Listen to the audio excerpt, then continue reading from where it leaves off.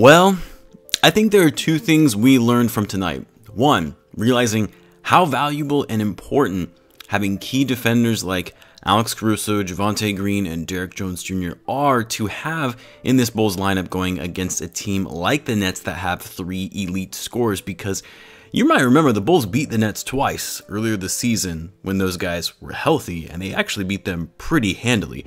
But more importantly, the other thing we learned, and maybe we kind of knew this all along, I've been talking about it for a while now, but this game just showed even more how much the Bulls are desperately in need of a power forward.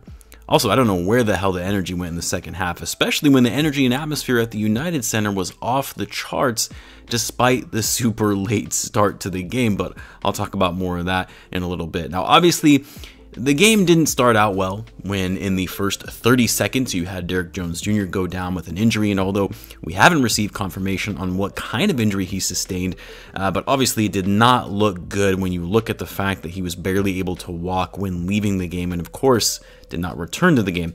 Obviously we're hoping for the best, but I would not be shocked if this was a season-ending injury based on the way that he went down. The Bulls actually responded well though and played a solid first half despite some lapses and mistakes. They kept the game very competitive, and even into the third quarter there was a point where the game was tied at 71-71. And then the Nets just went on an absolute tear from there. I believe it was a 45-10 run at one point, and there was just zero energy from the Bulls throughout that time period. And I mean zero energy on both ends of the floor. Nobody was hustling on defense. Guys weren't going for rebounds or loose balls and just staring at the ball, while the Nets were fighting on every play. Now, a few things to put into perspective for the doom and gloom Bulls fans who I know will say, we got exposed, we're not as good as we thought we were, blah, blah, blah. Keep this in mind. The Bulls just played last night. The second half of a back-to-back is always going to be a challenge, especially when you go from playing one of the worst teams in the league to one of the best. You had a weird late start of 9 p.m., which throws off the rhythm of the players in a late start local time game, but more importantly, it's just one game.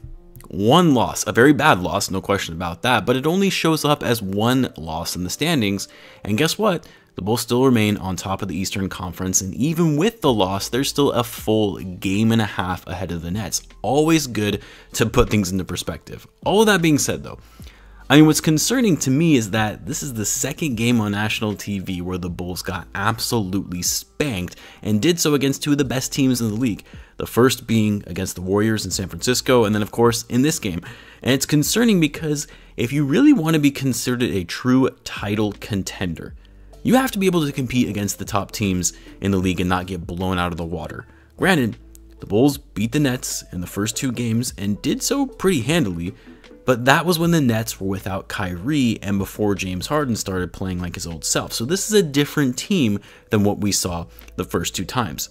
Now, the Bulls are going to have another test in their next game on Friday against the Warriors. Hopefully, and really hopefully, the Bulls make that a competitive game, especially considering Draymond Green is going to be out for that game. But then you also look at the other top teams in the league. The Bulls have yet to face the Suns, they have yet to face the Bucks, and they lost twice to the Heat and the Sixers so far this season.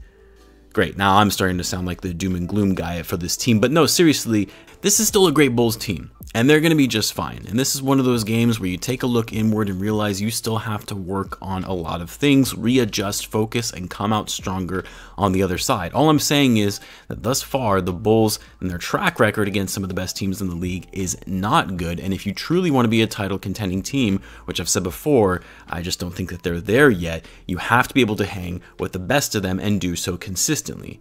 Now, what does upset me about this loss is that it was nationally televised again, and it just furthers this narrative that the Bulls aren't as good as people think in the eyes of national media pundits. Like, even more, when the Bulls were on their 9-game winning streak, you still had the national media talking more about how bad the Lakers were, or Kyrie coming back to the Nets, or how Steph Curry was having a godlike season with the Warriors. Like, yes, the Bulls were getting some coverage, but not worthy enough for the type of success that they were having. And as a Bulls fan, you want them to ball out on national TV and prove all the doubters wrong who were sleeping on them. But yet again, the Bulls lose by 30 plus points on national TV. Now, as for this game, I mean, I'm going to try to go through this quickly because I don't think any of us really wants to relive what we just witnessed, but really this was yet another game of a tale of two halves. in the opposite direction of what we saw last night against the Pistons, in which the Bulls exploded in the second half to win by 46 points. Tonight, it was the Nets who exploded on the Bulls, outscoring them 76-52 in the second half, and really was that third quarter that did them in which the Bulls were outscored 39-19. The Bulls got absolutely destroyed on the offensive end, allowing the Nets to shoot 56% from the field and 53% from three. Harden and Durant did their thing and absolutely balled out, but what was more impressive from the Nets was their level of lockdown defense in the second half. They are not known for their defense, and yet they shut down the Bulls from scoring in the third quarter. What's funny is that you look over the Bulls box score and you see DeRozan was decent, not the MVP level DeRozan we're used to seeing, especially in the second half, but no one played well in the second half. Lavine had an okay game offensively. He shot well, 8 for 13 from the floor, 6 assists. Lonzo was doing a bit of everything as well. Vuce, another not great game for him, which was unfortunate because this was a game where he really should have been able to take advantage of the Nets being forced to start a rookie big man in Sharp, but Vucevic just couldn't hit his shots, was getting out rebounded. This is one of his lowest rebounding outings this season with only 5 rebounds. Coby White actually had another good game where it looked like he was going to go off tonight. He had 16 points on 6 for 10 shooting, is still shooting the 3-ball very well. But what happened in this game that turned things around was the amount of turnovers the Bulls committed in the second half. They turned the ball over 13 times alone in the second half. The ball movement completely stopped and they played very poor defense. And above all, as I said before, no energy. They didn't look like they wanted to win or wanted to be there when the Nets started going on that run, which is uncharacteristic for this Bulls team because that's one of the things we've liked seeing from them most this season is that even when they go into a big deficit, they don't get their heads down, they fight through adversity, and it's enabled them to come back and win games. That game in Boston comes to mind where the Bulls were down big in the third quarter and ended up winning the game by double digits.